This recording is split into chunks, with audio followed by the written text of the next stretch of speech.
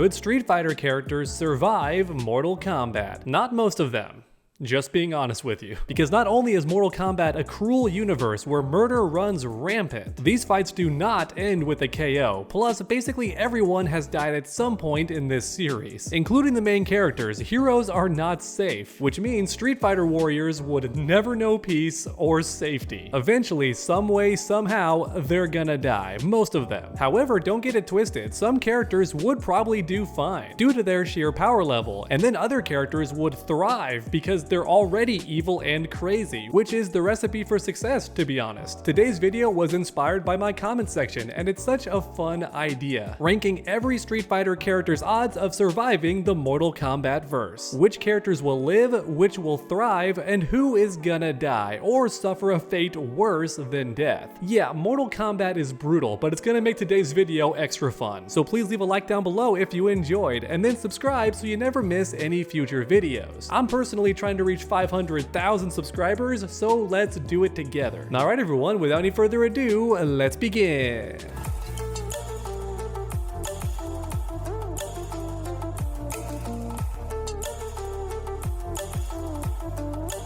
Oh boy, here we go, ranking every Street Fighter character in the Mortal Kombat verse. Will they survive? Keep in mind how overpowered Mortal Kombat characters are, alright? Even jobbers like Baraka have bulletproof skin. Not bullet resistant, bulletproof. That's right, and he's a henchman who gets dog walked all the time. So just keep that in mind, alright? Mortal Kombat is about that. First up is Thrive's tier. These characters are gonna be just fine in the Mortal Kombat verse, either because they're sadistic or just that powerful, right? So for example, Ingrid. She's not a bad person, she's not that sadistic, however, she's godly powerful, possibly the strongest character in Street Fighter, and as a result, she'll survive. In fact, she'll thrive because she's just that strong. But then we have Juri, who's gonna survive because she's sadistic. In fact, she'll enjoy being in the MK verse, probably more than the Street Fighter verse, because killing people is normal here. Even the good guys are serial killers in the Mortal Kombat verse, so yeah, Juri's gonna fit in just fine, like a glove. Man, look at the screen right now. Street Fighter 6 is such a gorgeous game, and it's even prettier on PC, which is why quickly I wanted to talk about the Apex Gaming Bronze PC, a powerful entry-level PC to upgrade your gaming experience, crafted to exceed your gaming needs and also make streaming smoother too. I'm talking guaranteed FPS at high settings, thanks to its 16 gigabytes of RAM and RTX 3050, along with the Pyro CPU cooler. But perhaps best of all, this PC is very affordable at $900, or you can finance for $44 a month. Tons of gamers think PCs are crazy expensive, but not the Apex Bronze. It's very affordable and you can upgrade it as you go along if you like. In fact, it was designed with that in mind. It's already powerful by default, but if you want to upgrade it later, it's perfect for that. Lastly, the appearance is fully customizable as well. So if you were ever interested in PC gaming, I can't recommend the Apex Bronze enough. It's powerful, customizable, and affordable. So order yours today using my link down below in the pinned comment or video description. Make sure to use code TRUE at checkout so you get 3% off your order. Alright, and back to the video. And before everyone watching freaks out, Akuma, alright? I gotta mention him right away. This man is so powerful, he uppercutted a submarine, he sank an island by punching it, so he's very, very powerful. Also, he's a bit on the evil side. Not true evil, he just enjoys hurting and fighting people, but I wouldn't call him sadistic like Juri. Instead, that's Oni, which is a fully evil version of Akuma, who's like evolved with a Satsue no Hado. He's even stronger. Oh yeah, Adon, he's also gonna do just fine in the MK verse because he's crazy psychotic. He might die eventually, but he's gonna be thriving the whole time until that happens. Gil can resurrect, so he's just straight up unkillable. He'll be fine in the Mortal Kombat verse. He can't die. And actually, M. Bison has the exact same power. This man has a bunch of bodies stored away that his soul transfers into because he has control over his soul. Yeah, he's that overpowered. Without going into too much detail, Bison learned that his psycho power is slowly killing his body, but it makes him super powerful. So instead of giving up the psycho power, he said, I'm gonna make clones of myself, then learn mastery over my soul. That way when I do die, I can just move my own soul manually into a different body. Urien is about on par with Gil, maybe behind Bison actually around here. He's beneath Akuma too in terms of power level, so I guess like around here is good for him actually, yeah. So Urien is pretty much Gil, only more evil, so yeah, he's gonna thrive. Then lastly we have Oro. Yeah, this guy is just god level powerful. He's not a bad person, so he's not gonna enjoy being in the Mortal Kombat verse, but he's very, very powerful, which is hilarious when you learn how he got that way. The guy just practiced by himself in a cave over and over again religiously and became all powerful through sheer determination and practice and just cutting off the outside world. But alright, tier number 2, survives. These characters are gonna live in the MK verse, but they're not gonna have an easy go of it. I don't think they'll die for one reason or another. For example, Charlie Nash. This man is already dead, so killing him again is probably very difficult. He's also a human battery that absorbs energy, and he's super fast. The guy moves so quickly he disappears and is very powerful. Not quite Bison level, but almost there. Then we have Gouken. This guy goes back and forth with Akuma all the time. He's not quite Akuma level, but anybody who can fight Akuma and do okay is gonna survive the Mortal Kombat verse. Then we have C Viper. So this woman's not supernaturally strong or anything, but she's very smart and has a whole organization to keep her safe, right? An entire facility. Then on top of that, she's pretty powerful herself. Made Cammy look stupid, who's a clone of Bison, so she's pretty powerful. Along with Cody, this man's so strong that his uppercuts create tornadoes. He throws rocks to beat fireballs. This guy's just about that. He'll be fine. Then we have Cammy. Yeah, I think she goes in tier number 2, which might surprise people because Chun-Li is going in dies fast, which is sad, and I can hear all the angry comments being typed right now. Hear me out. I'm a huge Chun-Li supporter, but every show, almost every movie, and then a lot of the time in story modes as well, Chun-Li doesn't do super hot against characters that are actually strong, right? She gets dusted. I feel like beating Vega was her peak, right? In the animated movie. Also, she's a goody two-shoes who does things by the book. She's a cop, but unlike Stryker, doesn't fight with grenades and use guns very often either, so she's getting cooked. Unlike Cammy, who's a good person as well, but was an assassin for M. Bison, right? The big bad himself used her to kill high-profile targets. So Cammy knows how to kill when it comes down to it, and in fact can kill strong people as well. She's an assassin, so she'll do okay in the Mortal Kombat verse, but Chun-Li not so much. And yes, that's what inspired the thumbnail for today's video.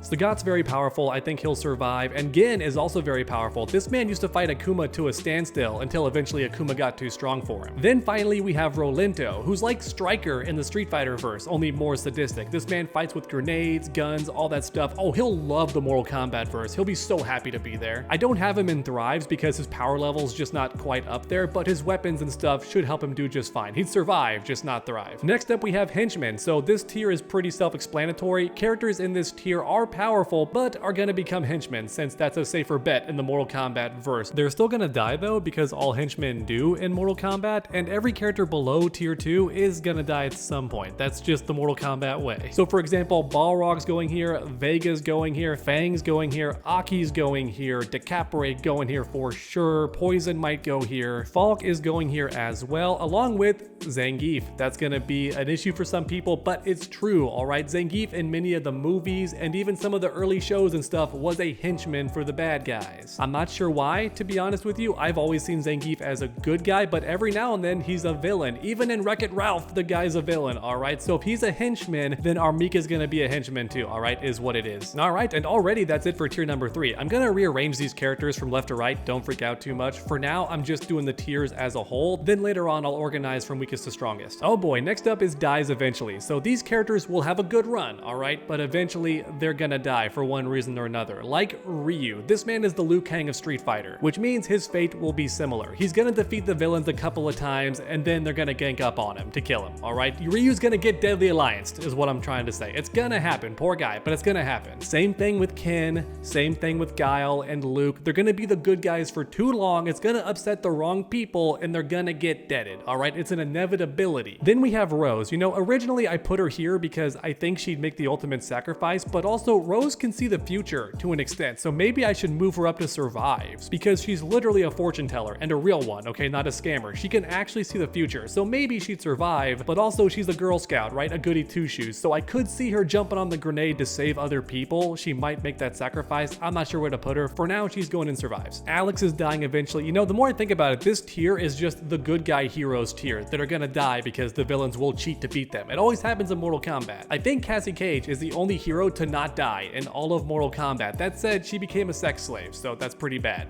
T-Hawk goes here as well. Okay, dies fast. So this tier, which has Chun-Li already as the front runner, is filled with goody two-shoes who are not ready for the evil that is the Mortal Kombat verse. They're gonna get stomped because they're just not used to that level of sadisticness. That's why Chun-Li's here, it's why Sakura's going here, and a lot of the world warriors like Honda, DJ, Blanca, Dan Hibiki is gonna die faster, obviously, the fastest, in fact. I love my boy Dan fan of Beaky, alright? I want his character to develop, I want him to get stronger, but he's always a joke character. Fei Long is going here too, he's gonna die. Probably do a bit better than these guys, but he's gonna die. Hugo...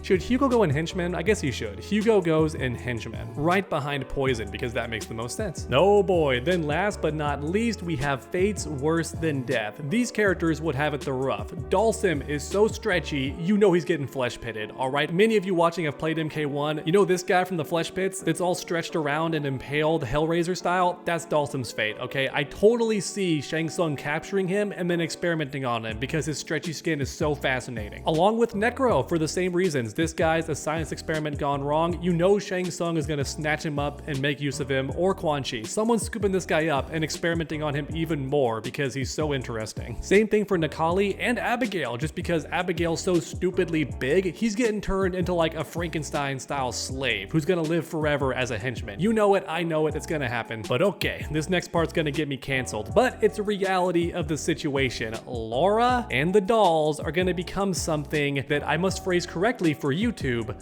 concubines. Yeah, it's gonna happen. You know it's gonna happen. There's no way Shao Kahn's not gonna take these people into his clutches and treat them like Cassie Cage in Mortal Kombat 11 Aftermath. It's gonna happen. The dolls especially are not safe. They were already slaves to Bison, and he dressed them in a certain way that makes me think he was doing Rule 34 stuff to them already behind the scenes, alright? Why else would you dress Cammy that way? Come on. Then finally we have Karin. So she's not gonna become a concubine or a test subject, nothing like that. Instead, because Karin is so cocky and would taunt the villains a lot, and probably win a few times as well, but eventually she's gonna get captured and then probably executed publicly for everybody to see, possibly tortured to death. I think that would happen, alright? Shao Kahn would do that after she went ha ha ha ha ha ha to him too many times. If she laughs at his face like that one too many times, she's dying a public painful death. You know what's happening, I know what's happening. This tier list looks pretty good. I like how it turned out. There's a few more characters to rank, so there we go. These characters didn't need too much explanation for why they went where, so I used editing to make it a bit faster. Thanks for watching everyone, and I hope you enjoyed how I think Street Fighter characters would fare in the Mortal Kombat universe. Some would thrive, some would die, and you get the idea. If you enjoyed today's video, please leave a like down below. Every single like does help my channel out a ton. Then subscribe so you never miss any future content. Let's try and reach 500,000 subscribers together. Alright everyone, make sure to come back next time, and as always, stay underdogs.